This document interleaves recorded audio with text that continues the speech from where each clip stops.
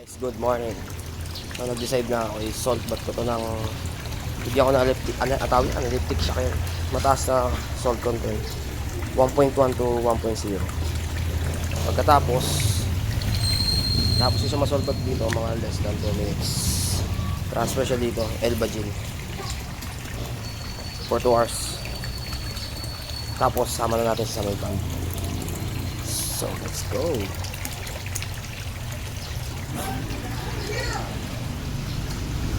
I-size na rin natin siya. So guys, it's time. I-transfer ko na siya sa pan. Tapos na yung 2 hours na Elbagin bath. So punin natin siya. Hindi na ako mag-acclimate kasi same temperature naman. Let's see.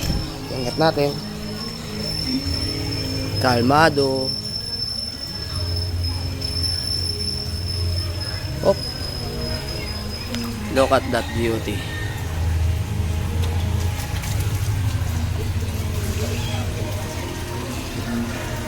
Ayan.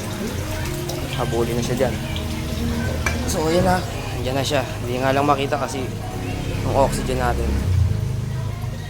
Lakas yung ating aeration. Yan lang.